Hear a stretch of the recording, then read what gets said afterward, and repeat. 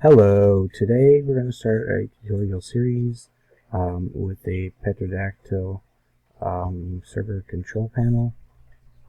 So let's get started. Today we're going to be going over how to create and start a server.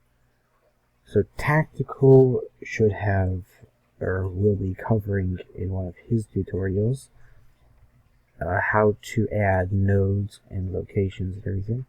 So we're just going to go ahead and add a server to one of the nodes that we already have created. So we're going to add a server name. So we're in the admin control panel, by the way, which you can get to if we go back to the main page. You can get to with the little settings button here, and then a new server. And so now we got to add a name. So we'll just name it Minecraft 512 megabyte. So you have to add an email address. So if you're the only person on the panel, you would obviously add your own email address to whatever you have it set up as, or if there's other users and you want to give them the ownership of the server, then you would put their email address in. I've got two locations, or two nodes on my server, or one node for each location. I'm going to put it on my main server over here. And we select an IP and a port, and select something like that. Now if you were some kind of big person and you really didn't care what server you have it all set up right, and you really didn't care how it's all set up, you just want to give this to somebody, you can select automatic deployment, and it'll automatically select the location, a server node, an IP, and a port that all have available memory and hard drive space for the person, which is really cool. So now we're going to the memory. So I wanted to have a gig over here. And I really don't care about the swap memory. I just set all of mine to -1. -1 is unlimited swap space over here. He tells you.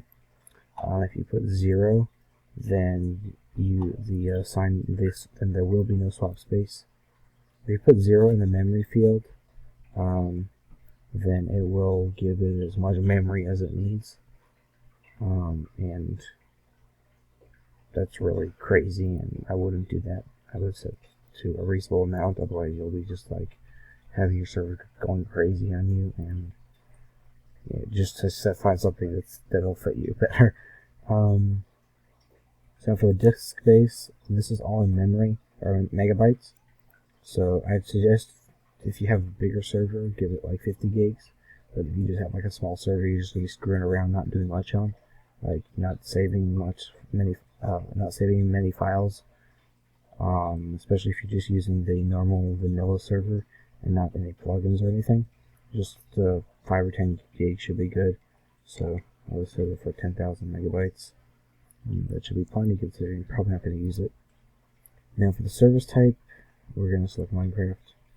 And we're just going to do the vanilla Minecraft for now, just for the tutorial. Now what's really cool here is he's got the Java command to start the server, and you can edit that how you like. So if there's some kind of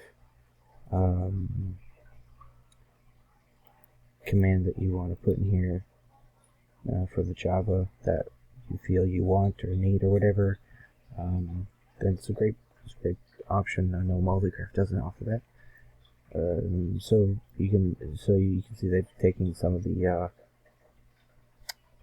variables from what we just put in, such as the memory and the jar file, which is located over here. You can rename this to whatever you want, so we'll just do vanilla so we can make sure it works. So we just create a server, and it'll take just a minute or so to create. Oh, I forgot I didn't change it. Oh, I guess for the default one, they don't like it when you change it. So just keep it like that. And clear it all.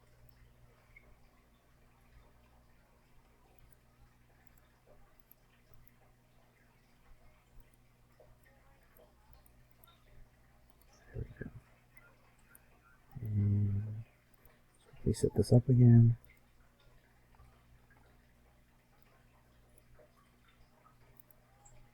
There we go. Now it'll take just a minute or so to set up, and we'll get back to you when it's all finished.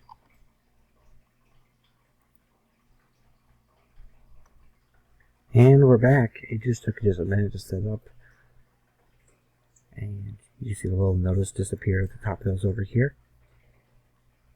And now if we go back to the main control panel over here at the top, we can see the server we ended.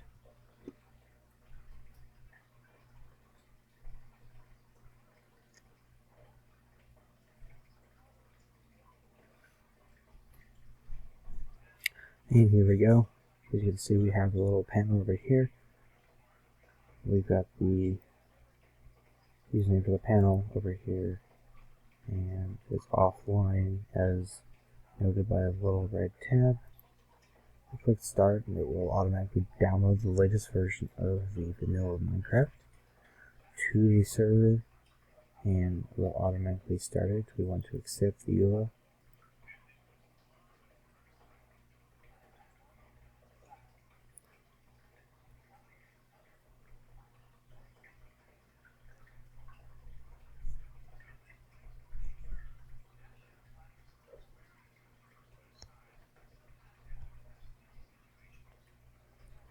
Spawn area and get the server all ready to start. And there we go, the server is now started on port 25584. Although my server is going to look crazy on me over here.